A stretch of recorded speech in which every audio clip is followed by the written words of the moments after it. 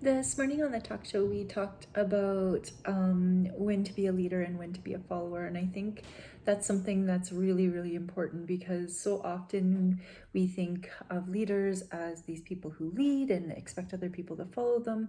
But essentially, I think good leaders know when to lead and know when to follow. And essentially, when you are in a space that's not your expertise, it's probably a good place for you to be a follower and learn from other people. And then when you are in a space of your expertise, then it's an area for you to lead and for others to look up to you and to follow. And I think that's something that's so important for us to help with kids as well, because kids often, it's like they're viewed as these vessels to fill and we have to teach them. And essentially, I don't think that's the case at all. I think kids can be leaders from a very, very young age, and they can actually be experts in things from a very, very young age as well.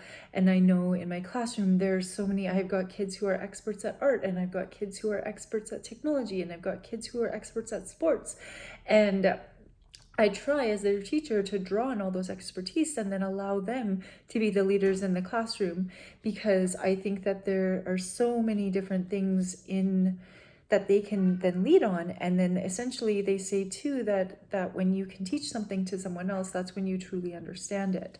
And so I think instead of us viewing ourselves as teachers all the time, we should view ourselves as leaders, but then learn how to lead and learn how to follow.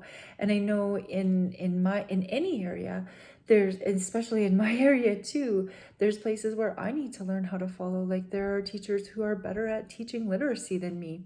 I teach the higher grades because I love to do technology and I love to do very hands-on work. But if I was thrown in a grade 1 classroom and had to teach kids the ABCs and had to teach them how to read, I would probably really struggle, and I would need to go and get help from other people and seek out experts.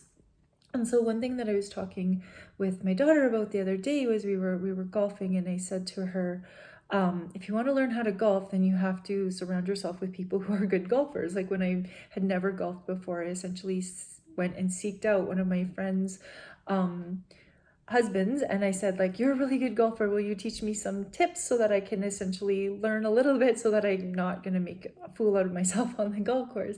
And so I seeked out the person who I knew was the best golfer that I knew, and they essentially helped me learn how to golf. I'm still not a good golfer, but I at least know the basics.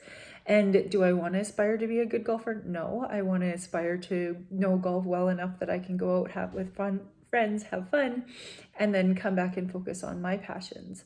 But there are people who are experts in that area, and then you would go and seek out those people to help you, and that would be the time that you are a follower. And I struggled a little bit.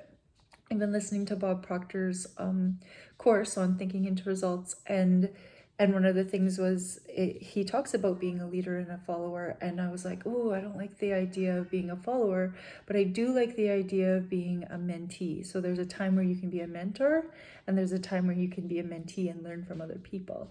And when it's not your specialty, then that's that time where you get to learn to be a mentee, and when you get to seek out help. And the best leaders that I've ever had essentially were ones that knew when it was their time to step back and get help from other people, and the ones that knew when it was their time to step up and say, hey, I'm really good at this, let me help you.